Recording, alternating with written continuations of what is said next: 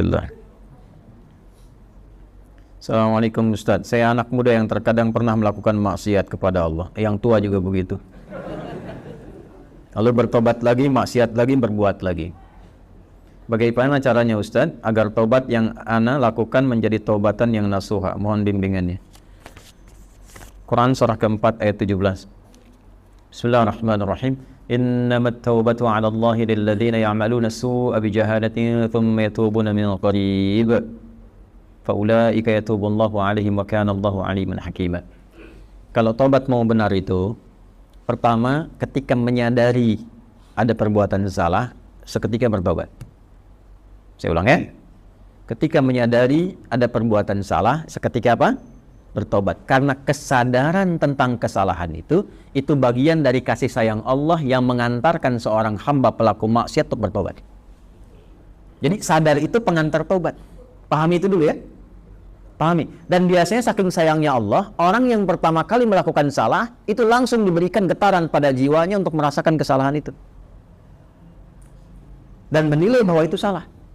Nah, itu pengantar tobat. Kalau sedang ada itu cepat ambil. Karena tandanya Allah masih sayang. Yang bahaya itu kalau melakukan salah, nggak ada tanda itu bahaya.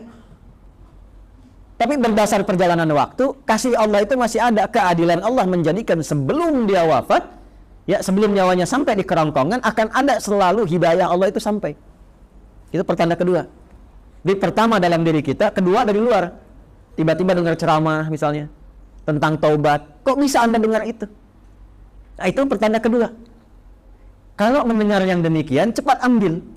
Ya, itu rumusnya Quran surah 29 ayat ke-68. Walladzina jahadu fina lanahdiyannahum subulana. Orang yang cepat mengambil petunjuk dari kami, cepat dia ambil, kami bimbing dia menuju jalan-jalan kebaikan kami. Itu ya.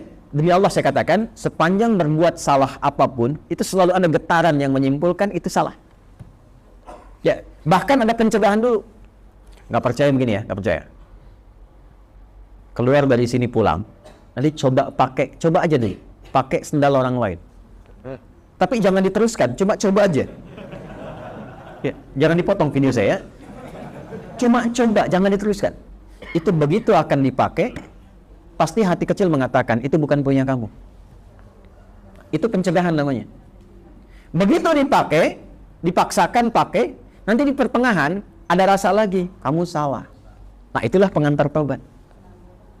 Ikuti, kalau diikuti istighfar, astagfirullah, balik lagi, dikembalikan pakai pada yang kita miliki. Itulah taubat. Ya, jadi itu rumus pertama. Kalau sudah ada rumus pertama itu istighfari dulu, sesali dan minta petunjuk kepada Allah untuk dikuatkan bertahan dalam jalan taubat itu. Tinggal nanti kadar maksiatnya apakah dia ringan, tengah-tengah, atau kadar maksiat berat. Kadar maksiat berat itu yang sudah jadi kebiasaan. Biasanya pada yang terakhir ini, mohon maaf, tidak seketika biasanya. Kecuali ada kejadian besar yang membuat dia bisa meninggalkan itu sama sekali. Ibunya di selang nafas yang terakhirnya. Nah, ibu sering mengingatkan kamu dalam keadaan sehat. Sekarang menjelang kematian pun yang ibu rasakan, ibu ingatkan lagi.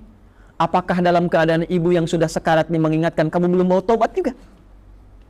Maka dengan keadaan apa lagi mesti ibu ingatkan engkau? Misal. Atau ibunya sudah meninggal, mengeluarkan wasiat, tulisan. Ya, diantaranya menasehati anaknya yang tidak pernah mau dengar untuk mendengar. Biasanya itu lebih kuat. Makanya disebut wasiat, pesan yang kuat, yang terasa lebih kuat dibandingkan dengan saat masih dalam keadaan sehat. Karena itu disebut dengan apa? Wasiat. Ya, wasiat itu bukan sekedar tentang harta. Ada wasiat terkait dengan kebaikan-kebaikan ibadah. Contoh Quran surah ke-2 ayat berapa? 133. Wasiat Nabi, ya, siapa? Yakub alaihi salam kepada anak-anaknya. Ya. Saya teruskan. Maka teman-teman sekalian, Bapak dan Ibu sekalian, kembali kepada pertanyaan yang telah disampaikan ini. Kalau Anda kebiasaannya yang berat, misal sudah tobat, dilakukan lagi. Tapi biasanya kalau sudah tobat, kadarnya lebih ringan. Maka rumusnya apa? Tobat lagi. Terus tobat lagi.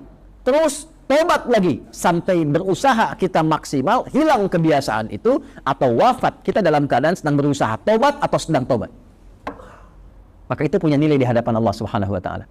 Yang terakhir, ini yang lebih kuat, rasakan saat akan terdorong berbuat maksiat itu lagi seketika diwafatkan oleh Allah Subhanahu wa Ta'ala. Itu yang paling kuat. Misal, sudah taubat, pengen maksiat lagi. Rasakan saat maksiat itu wafat. Itu yang paling cepat mencegah dari perbuatan buruk, sehingga insya Allah dari salah bisa berpeluang menjadi saleh.